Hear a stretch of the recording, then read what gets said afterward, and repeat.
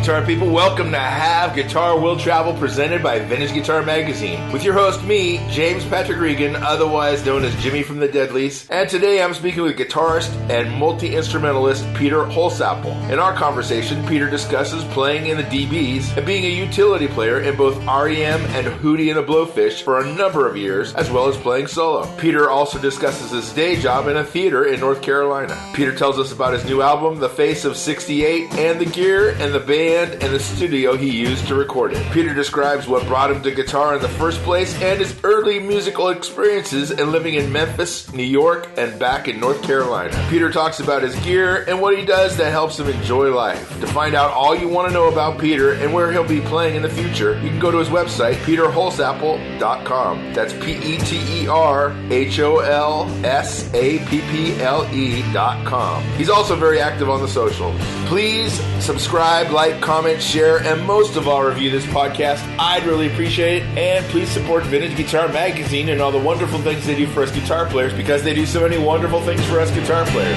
Here's my buddy Peter. How are you, Peter? I'm doing good. I got off work and raced home and made a sandwich, got some laundry going. Totally rock and roll, right? And when you say you got off work, where are you working?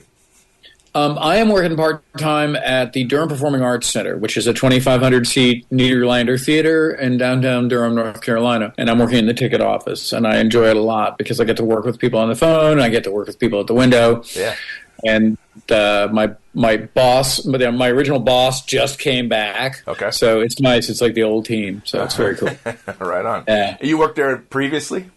I did. I had worked there, well, let's see. Hootie stopped touring at one point, and I've been with them for years and years and years. Yeah. And I thought I might try to audition for Darius's country band, but that didn't work out. So I came home, and I was like, I should get a job. So I started thinking, and it was like the ticket office was open. Uh-huh. And it was like, it's a great place. Why don't you go ask them if you could work there? And the guy that ran the ticket office had actually seen me play with Hootie at the MTV Unplugged show, which is at the clamshell or whatever they call that area at University of South Carolina, Columbia. And he had been there for that, so that was my in. Right on. You recorded a new record, The Face of 68. Yes. I'm so excited. I did it in 3.5 days. Did you really? In a studio 6 minutes away from my house. And would that be the studio in your backyard? No, that's the hit shed. I'm looking at that right here. That was what I used for Game Day, which I did a few years ago. But this was recorded at a place called Overdub Lane. Okay. And it's in Durham, North Carolina, and it is owned by a wonderful guy named Wes Lachot, Lachot. He was the guy that came out on the road with the DBs last year and played keyboards and made all the great keyboard parts come to life, and he played all the horn parts and stuff. Yeah. He's a swell guy. And, I've gotten to work there. The DBs have worked out of there. This other band that I play with called the Paranoid Style has done a couple of records there. So it's familiar territory. And I was like, if I'm going to do a record, I would like to do it like that. Yeah. And do it with a producer and a rhythm section and knock it out. Yeah. And you did it.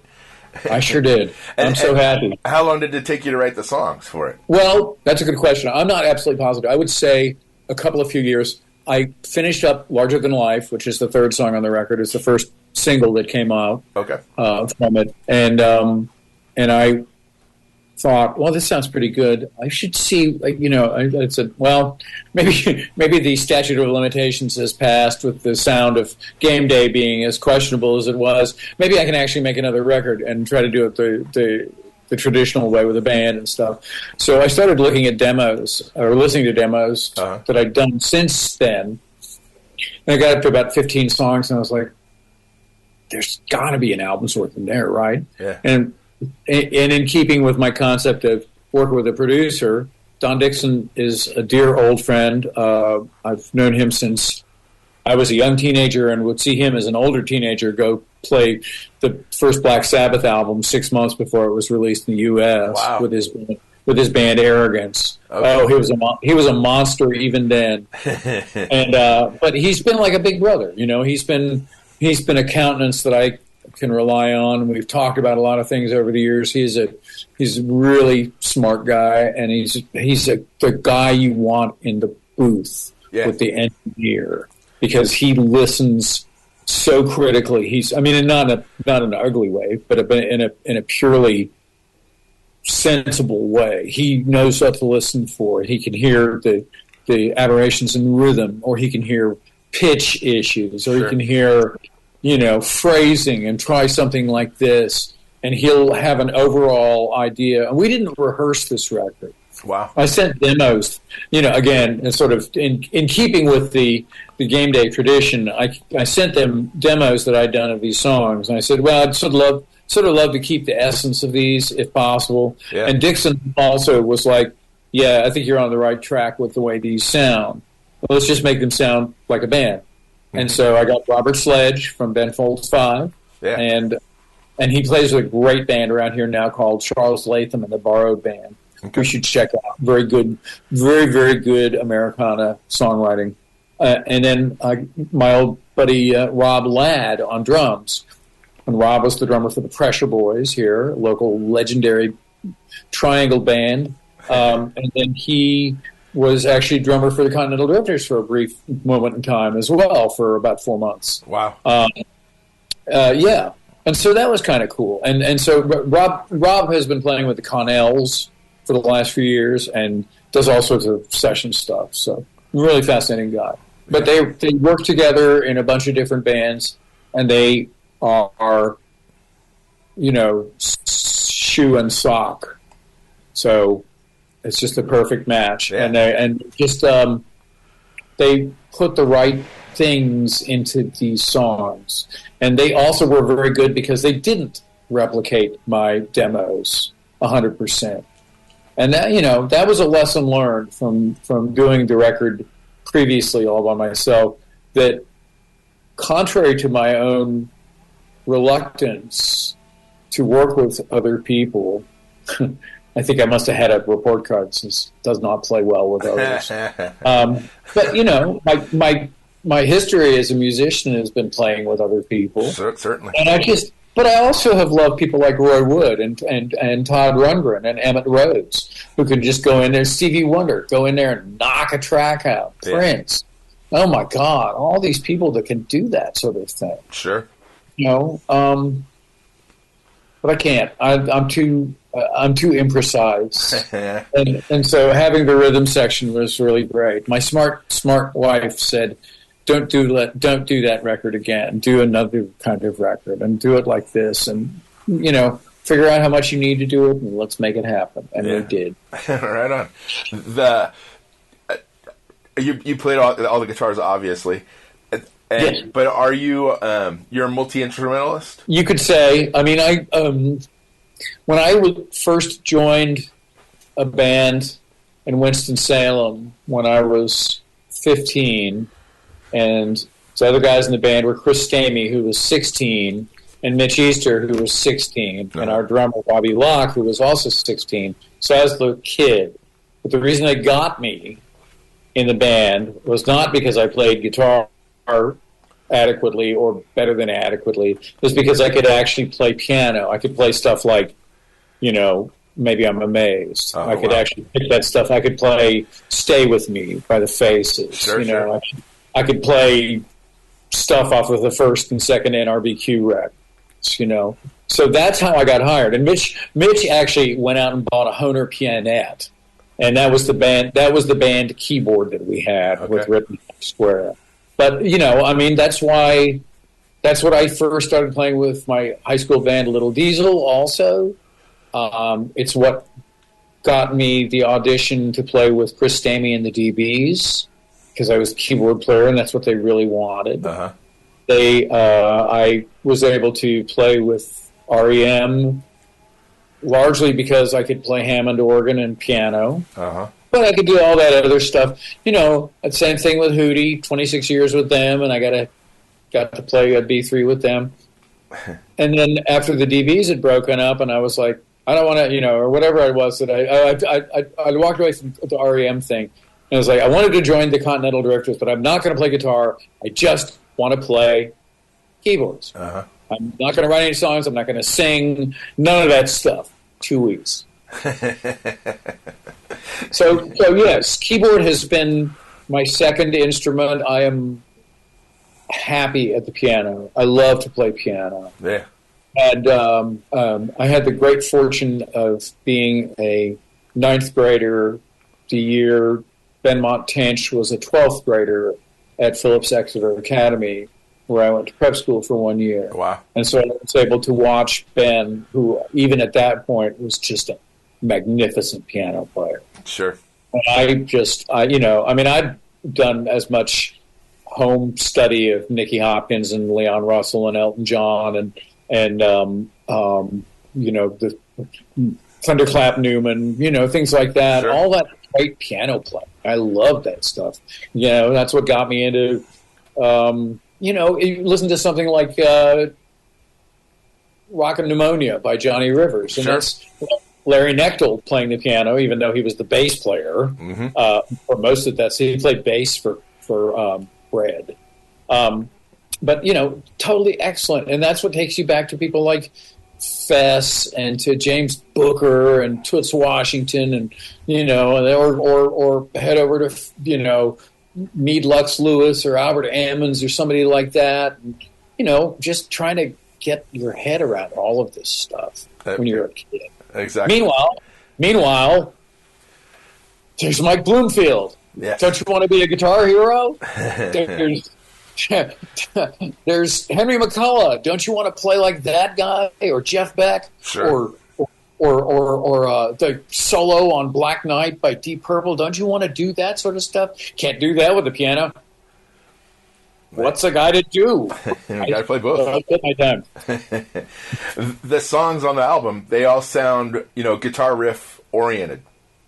At least the intros. And so is that? Did you come up with a guitar riff when you're writing these songs? Pretty much so. I mean, most of these songs came together fairly completely. The lyrics I may or may not have worked on longer than other things, but some of them they all came at once. Uh-huh. But the guitar heaviosity, for lack of a better word, that's a good word. That was kind of a plan, because okay. I've been playing, like I said, I've been playing lead guitar for this band, the Paranoid style. Uh-huh. And proof's in the pudding. I played piano on a session at Overdub Lane a couple of years ago. They called me back last year. They said, "Can you come play piano on a couple of tracks?" So I'm like, "Yeah, of course. Let's come down, sit down, piano, do a couple of tracks." They get word that their guitar player is sick, and he's got, they've got a week's worth of dates in the studio booked. Wow. Do we know anybody in in Durham who can play lead guitar? And I'm like, And I said, "Give me 12 minutes, 6 minutes to go up to get my guitar and rack, my pedal board, 6 minutes to come back and plug it in." And I got the job. They liked everything that I did, and that gave me great comfort and joy and countenance that I could do that, because I've been a rhythm guitar guy. Mm-hmm. I think of all the bands that I've played with Will Rigby, where he was the drummer and I was the guitar player, and I was always kind of the rhythm guitar player with him. Yeah. We just always, his snare and my right arm are just, we played in a snare drum section in the junior high school, and maybe actually in elementary school in 5th grade. Wow. I mean, we've known each other since 3rd grade, so we've known each other 61 years now. Wow. And have played together a great number of those. Chris Stamey and I have known each other just slightly less than that, maybe 6 or 7 years less than that. Okay. Same with Gene, same with Mitch, Yeah. But we just had a very beautiful musical community there in Winston-Salem. Everybody played, everybody learned their songs correctly because they knew that there were other band members out in the audience watching, doing that. Yeah, of course. the look. Yeah. The look when you're not playing it right? And, there's a reason why almost every band in Winston-Salem in about 1970 or 71 played Better by You, Better Than Me by Spooky 2. It's because we all had Spooky 2. We all played all of those songs. Yeah. But that's the song that actually sort of made it through the various different band incarnations. But there were like 100 people playing music, all teenagers, bands every week, different bands at the kiddie show at the Carolina Theater on Saturday mornings, at the church coffee shops, coffee houses, and their like assembly rooms, in those awful basketball gymnasiums at the rec centers, where it's like there was no way of dealing with any of that. There was just echo. And when the amps got bigger, like when Mitch's band all got Marshall gear, 100-watt Marshall stacks and 100-watt Marshall PA, it was just, I'm surprised I can still hear after things like that. Yeah. But it was, but what did we know? We loved it, and we just kept it going like that. And I would say that of those 75 guys, and a couple of girls, but mainly guys that were in bands at that point, I would say at least 80 to 85% of them still play today in their 60s and 70s. Wow. That's fantastic. It was a great thing to grow up around, Yeah. Sometimes I wonder if I had, I was born in Connecticut, and my family moved to Winston-Salem when I was 6, and sometimes I wonder, would I have done any of this stuff if I'd stayed in Old Greenwich, Connecticut? Who knows? Yeah, exactly. What were you using for gear on this album? On this record, Overdub has got a really great selection of amplifiers. They've got a car Rambler in there. They've got a Princeton, not a Reverb, but a Princeton. Sure. I believe they've got a Deluxe and a Twin. They've got a one of those Trek 2 pedals, so you can run the Leslie.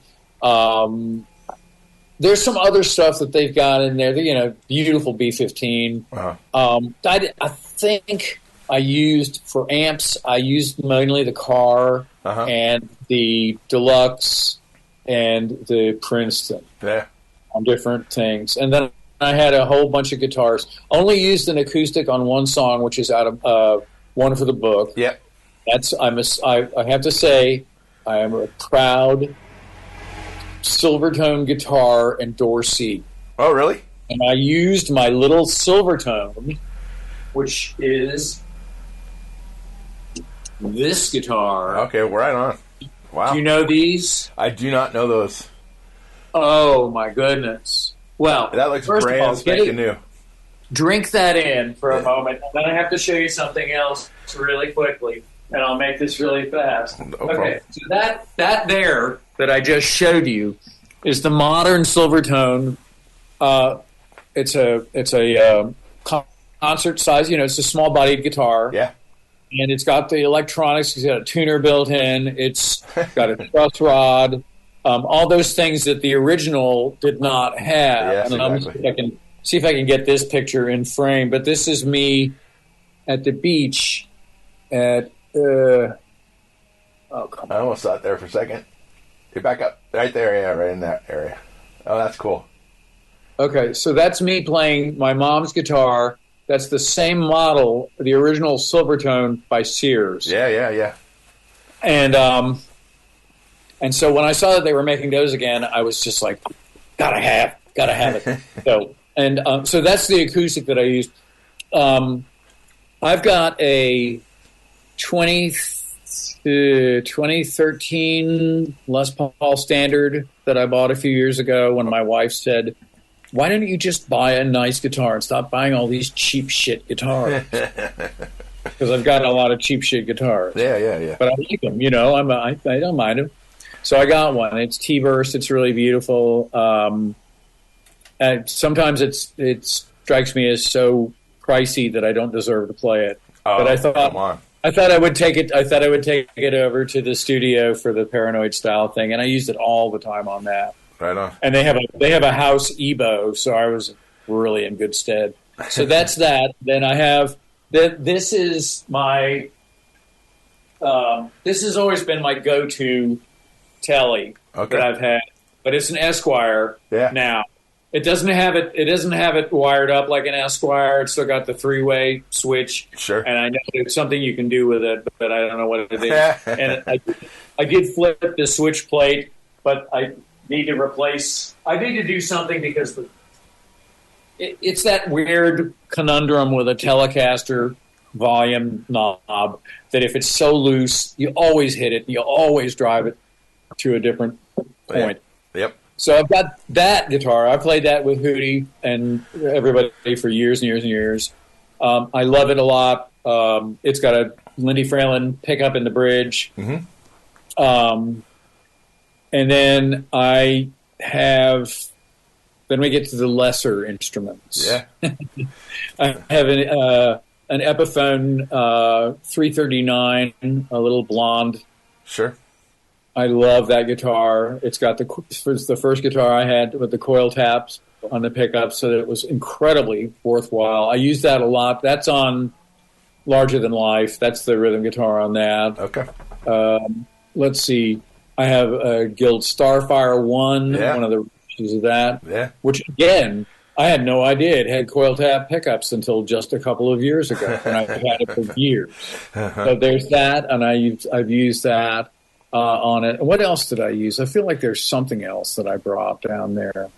Oh, yeah, I've got a Guild T-Bird ST in white with the humbucking pickups. Yes. And I also have a DeArmond Jetstar Spell, SPEL. Yeah. These are not junky guitars. Well, I know. Both of those guitars are really nice guitars. They have served well. I used the T-Bird on the first part of the DB's tour. Okay. And I liked it, because it had 2 pickups, and so I could mess around with that sort of stuff. Yep. But after a while, I just was like, it's a big, weird white guitar. I feel like I've got this gigantic amoeba. There's something on me. I got Gumby stuck on me, and it was fine. And the Jetstar is great too, and it's like twice as heavy. Wow! And I had some work done on it to where I've got covers. I had covers put over the pickups, which was kind of silly. So those are both good guitars. I use them sometimes, but what I use right now and have been using almost exclusively for the last 6 months since I got it is a parts caster that I got off of Craigslist, and a guy in Raleigh does these parts casters. I don't know what to say. He put this together. It's really cool. It is basically, if you know what that Paranormal Esquire looks like these days that they've got, that's got the rotary switch, and it's got a single bridge pickup. Yep. Single bridge pickup is a Squire humbucker with the 3 and 3. Yeah. Make up your mind. Either have them on one eye. But anyway, but the great thing is that for me, it's really ideal because that rotary is brilliant. Yeah. I get the single coil, I get both coils, and then I get override. And it's just like, so I can just have that thing dialed back for anything else, and it's marvelous. I love it. It plays beautifully. It weighs about a third of what my Telecaster weighs. Yeah. Yep. It's great, and it's funny because Gene Holder, who is the guitar player, well, he's actually the bass player now, again. He was the original bass player for the DBs, then he became the lead guitar player for the DBs, excellent guitar player, refuses to play lead guitar with us anymore. But anyway, back on bass, and I was like, Gene is a kind of a guitar snob. I don't mean it in a bad way, but I mean, he knows the value of a good guitar. Sure. We all do. We grew up we had a guy in Winston-Salem, Sam Moss, who was the guy with the original Moss burst, Les Paul, of total legend fame and great guitar player. He was our Mike Bloomfield, Yep. So he was Gene's best buddy, and they were like brothers growing up. So Gene certainly got an earful about like vintage guitars and stuff, and he knew. But I was firmly expecting him to say, "What is that?" He saw my guitar, but he really likes it, and I've been playing it. I played it live through what is hopefully going to be my next amp purchase, which is a Supro Black Magic with the 12. Yeah. Because I have been playing through either one or two Fender Pro Juniors. Okay. Which I really like. Yeah. But I will say that the 12-inch speaker has been a real eye opener for me, and the Supro in particular is very sweet sound. Yeah. Yeah. So, how important is the band Big Star to your musical foundation? Big Star came along at a time when we were kind of not sure if there was going to be anything like that, that we were getting little dribs and drabs of it with the Raspberries and the, Badfinger and Blue Ash. But when Big Star came along, they were the whole package, I mean, it was like those songs were perfect. The tone was perfect. The draggy drums were perfect. The harmonies, the packaging. Those covers were so thick. Yeah. The original covers of those records on art were just like that massively thick cardboard with the other part, the shiny part, taped on, glued on. So beautiful. So they were absolutely integral to my upbringing as a musician. Wow. And you moved to Memphis for a short while? I did.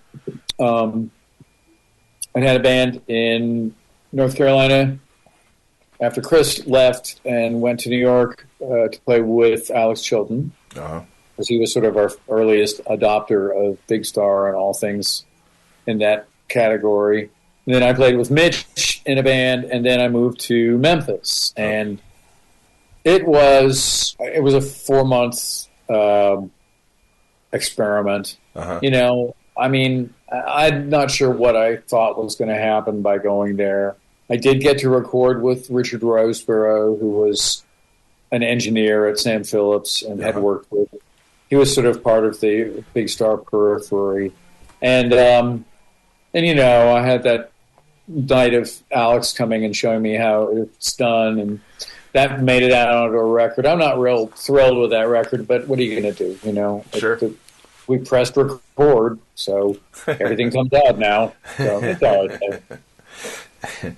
And what precipitated the move back, or not back, but up to New York? Well, I was reading about the Chris Stamey and the DBs playing up in New York, and I knew Will and Gene and Chris were doing these shows, and I was like, wow. I was like in Memphis, and I'm like, wow. And then I got a call from Will saying, so we were thinking it'd be kind of great if you wanted to come up and audition on keyboards for the band. And I was like, wow, yeah, I could do that. So let me get out of here as quick as I can. So I got up to New York as quick as I could, and I auditioned, and I think I must have passed. So, but it was great. I mean, it was really nice because we all, we grew up together, so it wasn't like a bunch of people that didn't know each other in a band.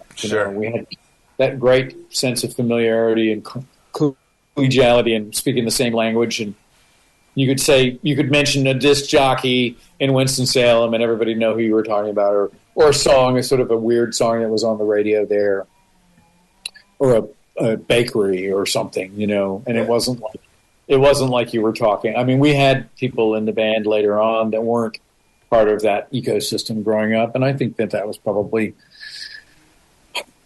maybe a little hard to deal with communication-wise. Sure. But we didn't mean it in a bad way.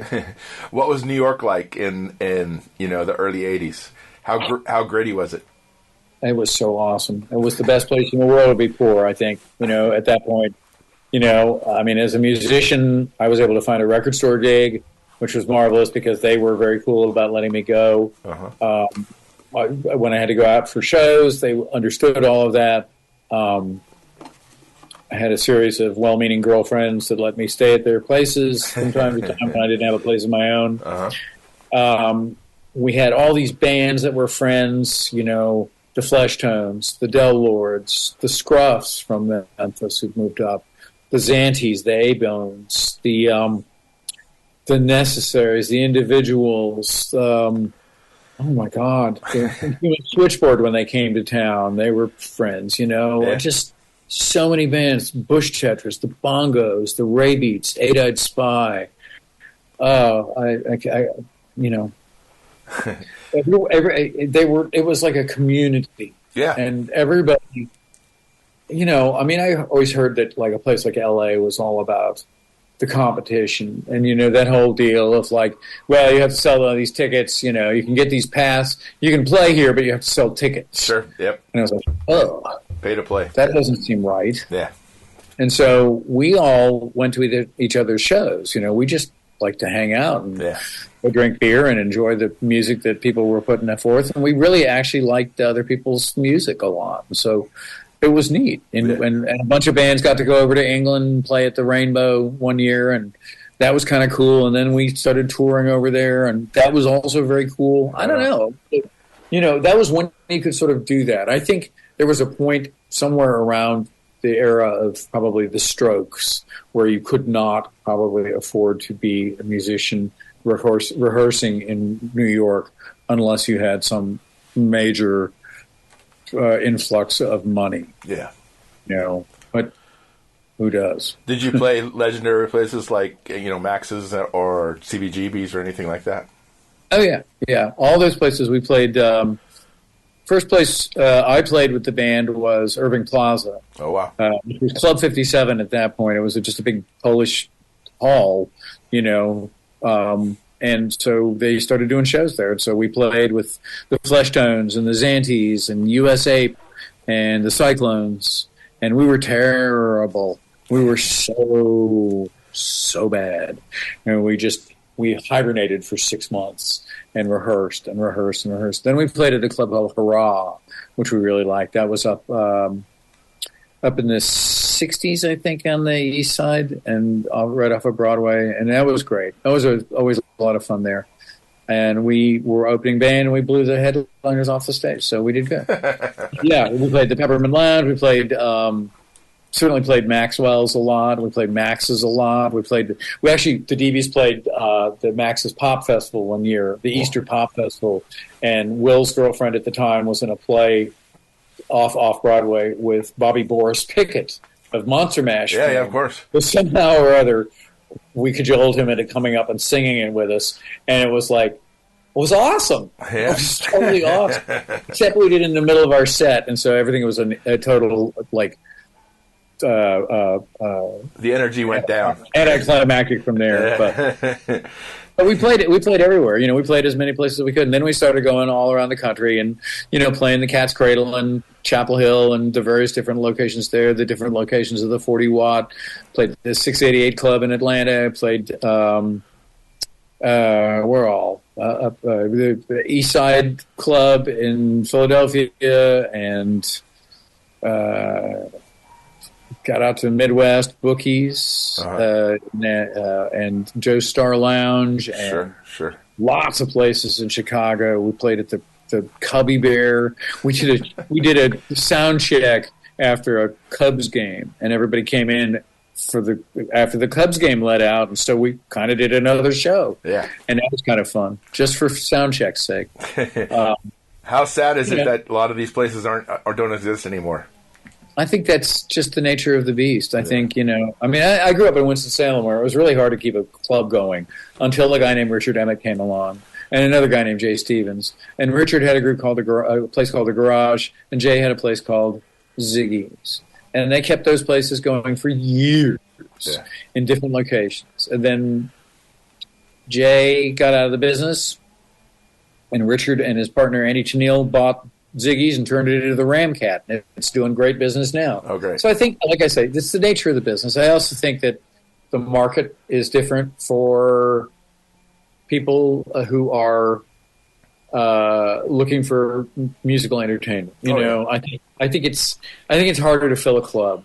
I mean, I go see this wonderful band from New Zealand called the Beths, who I think are the greatest thing since sliced cheese. Okay. And I go see them at local clubs. I see them, and I'm like, this is a great venue to see them at. There's several hundred people.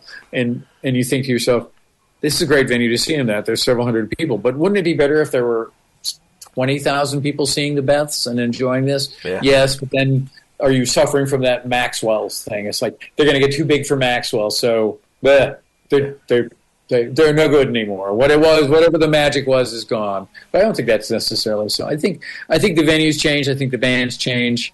You know, I don't know where I play. I'm going to play house concerts because I did that before, and I think I can do these songs with acoustic guitar and a vocal and get it across. I think that's the essence of the song.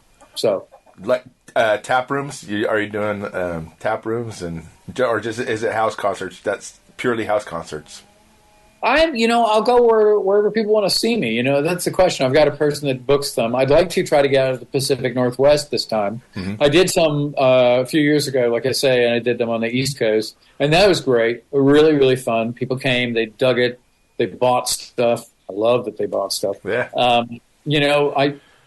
was saying to somebody recently, I think that when you do go to a house concert, and it is the artist that you are going to see because you want to see that artist, not because he's in concert with this other artist who you may or may not want to see, or you may or may not want to see him, but you want to see this other artist. So going and doing house concerts, people are there to see you, and they know that you have a career you have a history of many songs. Your history looms large, and yet you have this brand spanking new solo album.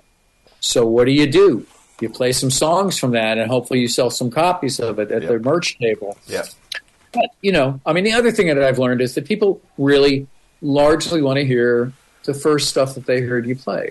That's why those DB shows were so good, and people came away from them so happy this last year, They got to hear the songs that they love, and they get to hear them played by the guys that made them, and they get to hear them with Wes playing keyboards along with us and making it sound awesome that way. And we sang in tune, and we played in time, and the guitars were in tune. We took time to tune. Isn't that nice? That's great. We're thoughtful. We're so thoughtful for entertainers. But, to me, that's a great kind of victory lap for that, I'm glad we got to do it. But I'm really excited to be working on trying to promote this new record because I think I'm about to turn 69 next year. I mean, next month rather. And I'm realistic. I don't know if I've got 20 more years out there on shredding the boards or what. But I'd like to try to fill it with as many records and shows as I possibly can. Sure. I have not been the most prodigious of outputs. I get it. That's all right. It's not a competition, right? You want to put the good stuff out. Exactly. Don't put a bunch of crap out just to have stuff out. Yeah. But, I'm a terrible critic of my own stuff, so it keeps me from putting a lot of stuff out all at once. But who knows? How'd you hook up with Michael Stipe and REM? They had a manager who I had known in college who ran a record store on Chapel Hill called School Kids Records. And he was great. And he was a really neat guy. And he wrote to me when I was in New York and said, I'm starting to manage this band. He'd moved to Athens. I'd moved to New York, right? Okay. Everybody leaves Chapel Hill unless you're college guys who stayed in their college town, right? Sure. Yeah, there are them. Yes. There are them is what does that. So he had moved to Athens, and he said, I'm managing this band. They're called REM. I need a place to record them. And I had just watched Mitch. Mitch had been planning to start a studio in New York, had, I guess, put money down on a loft there. But then at that point, there were so many professional studios. The Yellow Pages had pages full of them. Sure. And so it's sort of like Coles to Newcastle. So Mitch brought his shit back down to Kernersville and started the drive-in studio in his parents' garage. Hence, drive-in. Yep. And so I said, well, we should take him to Mitch's. Mitch. Mitch is a tabula rasa. He will, if if you know what you want, he can get that for you. If you don't know what you want, he will work with you till you find it. Yep. He'll make suggestions. He does have no policy. He has no dog in any game. But he's going to give you the best he's got. And he's interesting and he's fun. And you guys would enjoy it. So they went down there and they cut 3 songs. They cut Radio Free Europe, Sitting Still, and White Tornado. And they put it on a cassette. And they sent me the cassette. I didn't listen to it for 2 months. I don't know why. Finally, I put it on, and it's like, oh, this is what I'm talking about. And I knew right then that was the beginning of my love with that band. Yeah. So we got to be friends. They'd come up and visit New York. We go out on the Staten Island Ferry. We go down to the Polish old man bars and get drunk on, 50-cent shots and stuff, and hang out and play music and play records at my apartment and stuff. And I'd visit them when we go through Athens and all. And, after a while, I went out. I toured with them when they put out Chronic Town, the EP. And so I went out with them for a couple months on that, just acoustic guitar. And I played with them, and I would change their strings and help drive when I could, and hang out, but get out of the house, right? Just my health tour. I'm doing this for my health. Sorry. What do I think? So anyway, did that. DBs back together again. We got to open some touring for them. We opened a Fables leg. We opened a leg of the Document tour also. And these were great experiences. And then the DBs called it a night on the docks in Mobile, Alabama. We was agreeing it was best. And about 2 weeks later, I got an email I got a phone call from the aforementioned manager who said, "I know you're not playing with the DBs right now, but would you consider coming out with us and playing?" I was like, "Yeah." So I ended up spending most of a year on the road on the Green Tour, and starting in Japan, New Zealand, Australia, West Coast to East Coast, Europe, East Coast to West Coast, and it was great. And we did, and then recorded on Out of Time.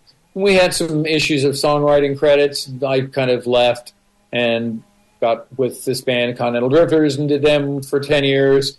And then somewhere at South by Southwest, I think, somebody said, "Mike Mills is looking for you." I'm like, "Oh, shit. For what?"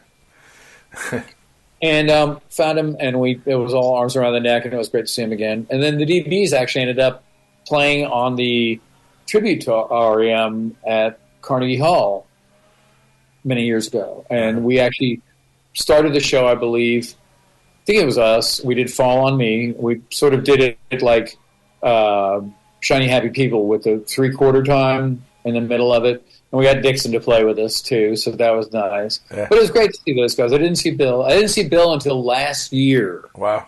The first time in about 40 years. And Paranoid Saw had played opening for Drive-By Truckers at their Heathens Homecoming thing that they do at the 40 Watt every year. And I heard Bill's son works there as a sound reinforcement guy, and heard from him, and he was like, "Let's get together." And I was like, "You're a farmer now." He said, "Yeah, I am." I said, "Could you get together early?" I said, "Well, you're a farmer. You tell me when." I said, like, 5 o'clock in the morning? Oh, my God. I'm like, oh, hell no. I can see Bill Berry again for the first time in 4 years. What am I going to say? No, I'm sleeping in till 7. What's the difference? So we sat there and had a great visit, and I've talked with him since, and it's just been really nice to be back in touch with him. So I see him, and I see Mills. I don't really see much of Michael. I don't see much of Peter. Peter, I think, lives on the West Coast, and Michael is working on that solo record, I guess. Okay. Or that's what I heard a couple of years ago. Yeah. Maybe it's coming out soon. And how about Darius? How did you get hooked up with Darius and the Hootie guys? They saw me when I was playing with REM. Okay. When I played in Columbia, South Carolina. And they got signed to Atlantic Records, right? Yep. And they got signed by a guy named Tim Summer, who was a friend of mine from New York when he was a disc jockey at NYU. Yep.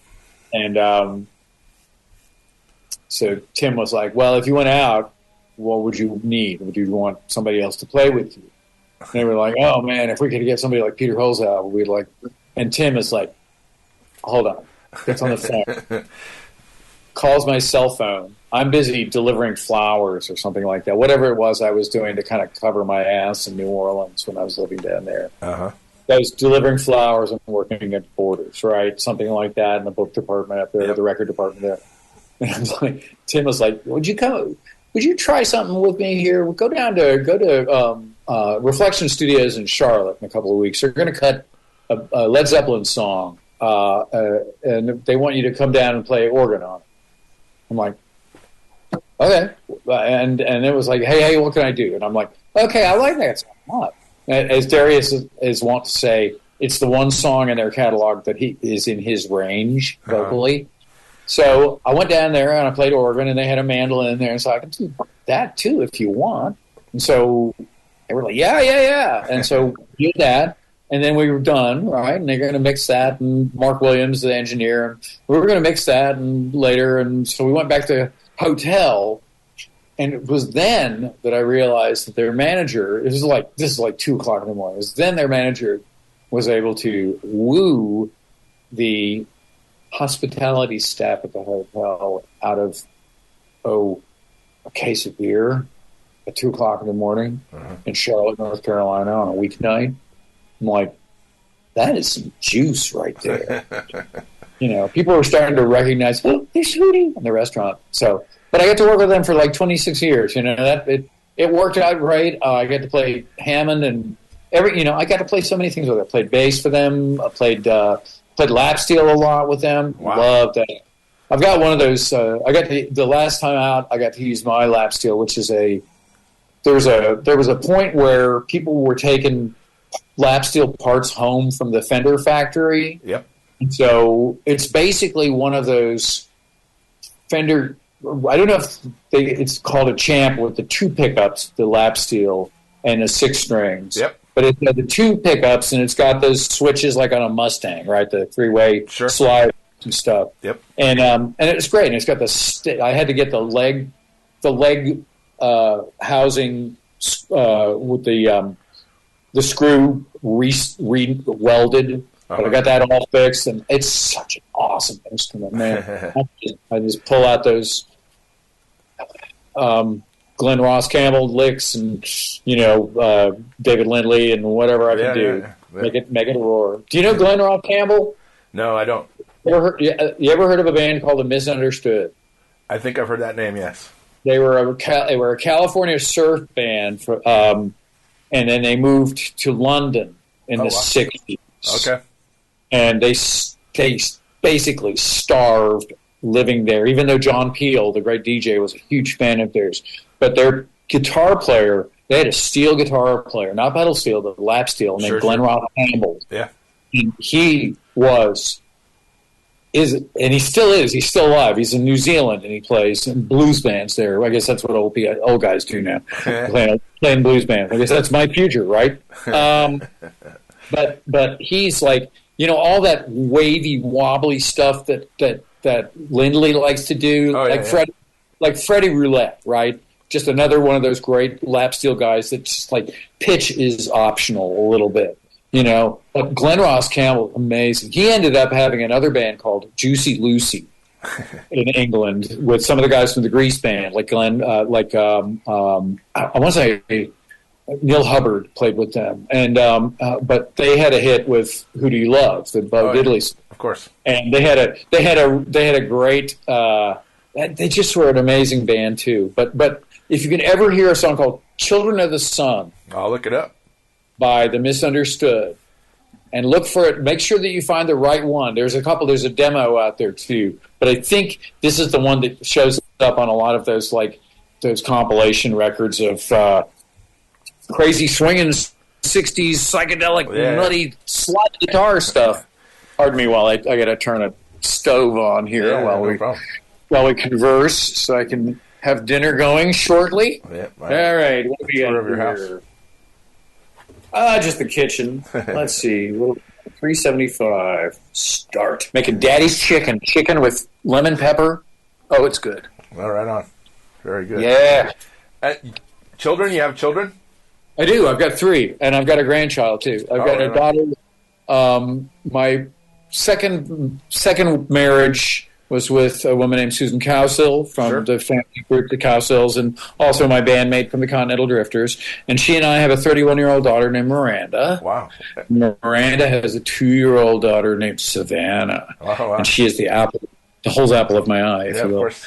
And then I also have 2 other children. I have a 21-year-old son, Webb, who's a senior, who's going to graduate in May. Wow. God, or June. He's graduating college in June, I'm going to say. And my daughter Maggie, who is graduating high school in May. It's crazy. I love it, you know. And they all love music. My wife, let's see. I don't think I can get to this in here. Maybe I can. But I was going to say that there's I've got the Blur on in the background, but I do have a record collection over here that my wife has often said, you know, Peter, you got to do something about that before you die. Oh, no.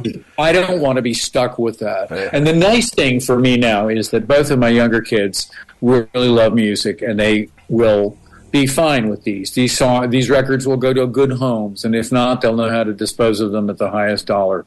Very good. So, if nothing else, yeah. But at least I can make sure that, you know, my Man and Help Yourself and Family and Can CDs all have ardent listenership, you know? Because I love having that stuff. Bloodwind Pig, man. Oh, yeah. Gotta love Nick Abrams, right? Yep. You know? Teach them the right stuff. Yeah, exactly.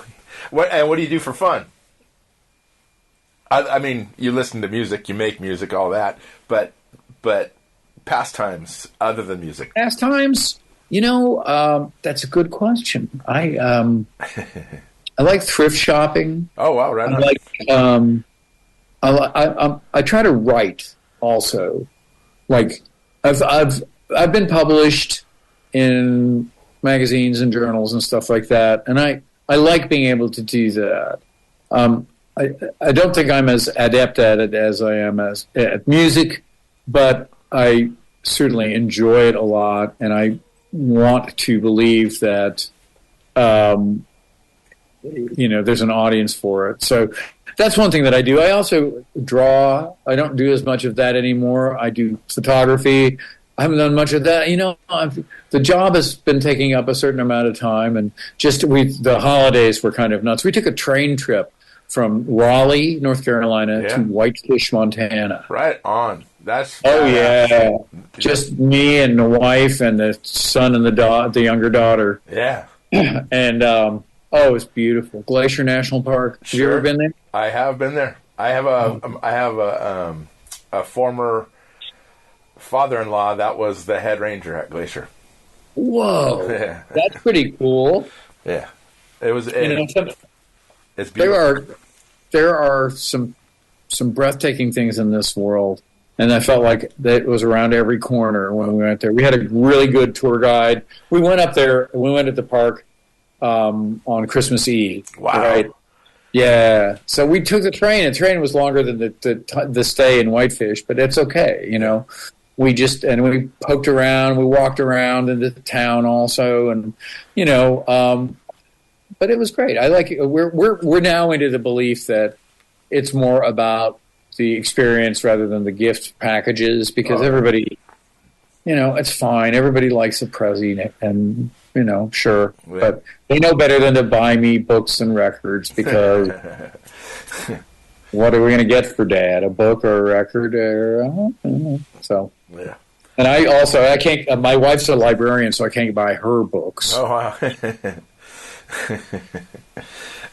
Great problems to have. And after all these years playing music, how are you financially? Are you stable, set? I survive. Money comes from weird sources, and it isn't all from music, I admit it. I have to work a part-time job, and my wife is the main breadwinner. But I made a fair amount of change last year with music, between playing with DBs and some publishing stuff. And I got my publishing back, which is very nice for all my DB songs. I should start to see something a little more substantial from that shortly, I hope. But, the biggest thing is, like I say, I don't know how much longer I got on this orb, but I do want to keep playing, and I want to keep doing this, and I really enjoy it again. Yep. I'm back to enjoying it tremendously. So there were some points where I was putting myself on the treadmill, and I was saying, you haven't achieved this, you haven't gotten this. Why are I've got friends that left the business 20 years ago, and look, and they but it's like it isn't that simple to disengage. Yeah. Because this is what I do. This is what gives my, what is the Marie Kondo? It gives me joy. Yeah. It fills me with joy, and it does. Right. I was reading that thing that guy from the what is it, Suno AI, the music composition AI, and he's like, I don't think people like spending all that time having to write. I think if you talk to a writer, they really don't like that very much. And I read that, and I was like, what an incredibly out of touch thing to say. It's said by somebody who's obviously never himself written a song or had that kind anything creative. Well, the creative thing that he's done is invest, and it's just there's a tangible, aspect to it, but it doesn't strike me as all that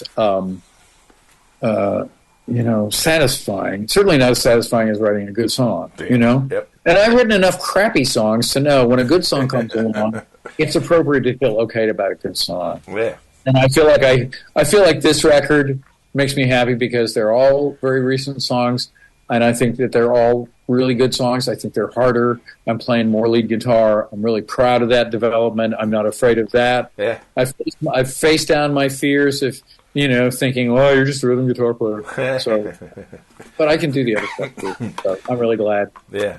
Glad you like it. Yeah. If people want to find out about the House Concert Tour, or they want to find out more about you, where do they go? Well, I would say they should go to my website, peterholsapple.com. Okay. And there they will find a link tree, because I'm too lazy to put together a freaking website. Well, yeah, that's not. But lazy. I will, but I got to do that, right? It's efficient. So that I'll do, and that's a good place to find me. I'm also very active on Facebook and on Blue Sky and Instagram. Okay. So, and then this new record is on label 51 Flatiron. They've got a great stable of people. My buddies Vicky Peterson and John Cowsill have a record coming out. Yep. Sid Griffin from the Long Riders just put out a record. Gosh, who all? The Rain Parade, my San Francisco heroes. They are so good. They are so good. We got to do a show with them in San Francisco at the Chapel. Just lovely guys, and the songs were rapturous. Yeah. I was so happy. I'm still a fan. What can I say? Right on. Could be worse, right? Oh, yeah. Absolutely. Well, Peter, it's been wonderful talking to you. I really appreciate your time. And thank you, Jan. If you make it out here to in Northern California, I am going to come see you. My pleasure. Thank you so much. Yeah, nice talking to you as well. Bye-bye. Thanks for listening to Have Guitar Will Travel. You can catch up on all the things I'm doing at thedeadlies.com. And I'm on all the social media platforms as well. And please support Vintage Guitar and all the wonderful things they do, because they do many, many wonderful things for us guitar players. Thanks. Please subscribe. Please tell a friend. And I'll see you guys next week. Bye, guys.